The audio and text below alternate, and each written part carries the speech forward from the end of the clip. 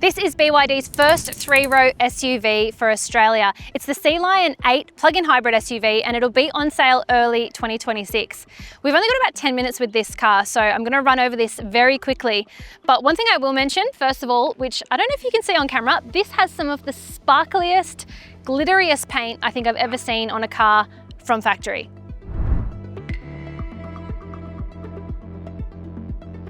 Okay, the Sealion 8.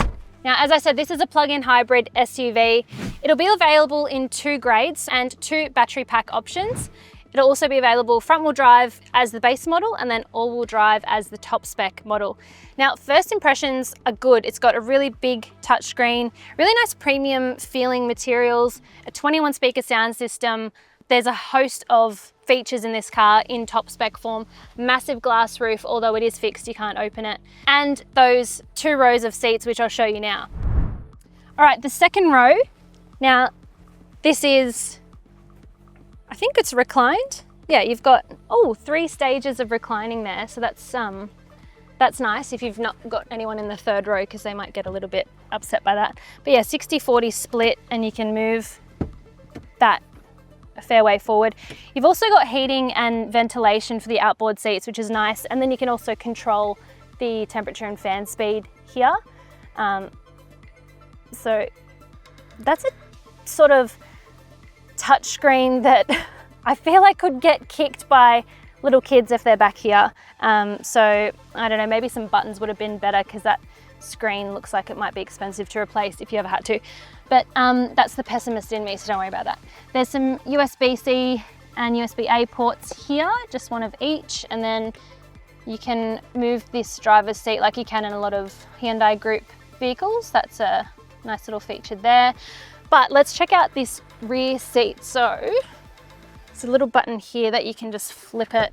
Does it flip all the way up? No, it just flips forward. So this is a proper 3-row SUV. It's not a 5+2 seater. And obviously I'm in the third row now. I'm just going to put this seat back to pretend that someone's there. And if they're sitting really far forward, so that's in the forward-most position, that would probably be fine for a kid.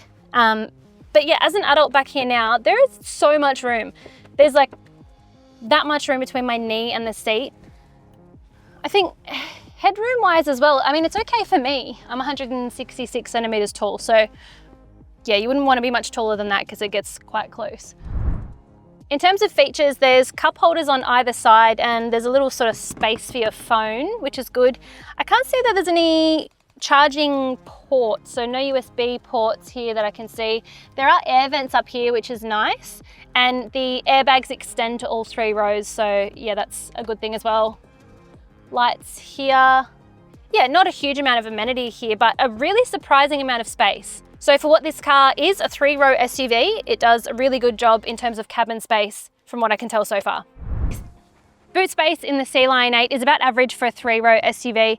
With all 3 rows in place, it's about 270 litres of cargo capacity. So yeah, not a great deal. You'll fit a few bags of groceries, but anything bigger, you'll have to put this row down if you're not using all the seats, of course.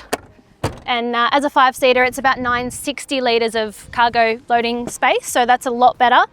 Under here, no spare tyre, nothing underneath the car either, of course, because it's a plug-in hybrid, you've got all the battery componentry under there. You do have a spare tyre repair kit, or sorry, not a spare tyre, there's no spare tyre. It's a repair kit, so that's under here, as is your cargo blind. But yeah, all in all, pretty decent sized boot. All right, behind the wheel of the Sealion 8 for the first time, and it's got a trick plug-in hybrid system, at least if you go for the top spec DMP version. So DMP, P is for powerful, not for performance. You can get the Sealion 8 with a front wheel drive powertrain, and that comes with a smaller 20 kilowatt hour battery pack. But this one is the larger 36 kilowatt hour battery pack, which only comes in the all-wheel drive models from launch. And powerful is the right word because one of the headline figures for this car is its combined power output, which is 359 kilowatts. Under the bonnet, there's a 1.5 litre turbo petrol engine. There's also an electric motor. And then in all-wheel drive versions, you also get an electric motor at the back, and that is a big 200 kilowatt unit. That's what helps make this thing 360 odd kilowatts combined. The cool thing with that rear motor is that it can be decoupled. So at higher speeds, is like if you're on a freeway, for example, the vehicle will recognize that and switch off that rear motor so it's not dragging or creating any resistance. The vehicle then becomes a front-wheel drive biased machine, and that helps with efficiency. So BYD says that, yeah, less drag, more efficiency, and it'll just re-link up if you put your foot down, for example. Now, in terms of efficiency, BYD says 152 kilometers of EV-only driving range, but that is on the NEDC cycle, so that figure will come down for Australia. Perhaps it'll be more like 100 kilometers of electric-only driving range, which is still pretty good for a plug-in hybrid SUV, and a 7-seat one at that. The other thing is its combined fuel consumption, which they say it's as little as 1 litre per 100 kilometres. At this early stage, we still don't have final specifications as far as I know, but unless they are quoting that 1 litre per 100 k's, but that would be in, I guess, extreme circumstances when you've got the battery completely full and a full tank of fuel. In terms of performance, BYD says that this will launch from 0 to 100 in 4.9 seconds, which is no slug by any means.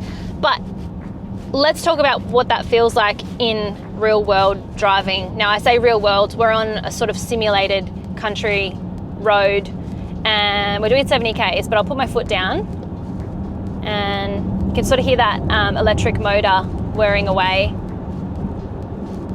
I can't hear the petrol engine at all. You hear it just a little bit, but it is very quiet. You don't feel any shunts or anything like that from the powertrain between each mode. It's really, really well insulated. At least the cabin's really well insulated from any of that powertrain noise.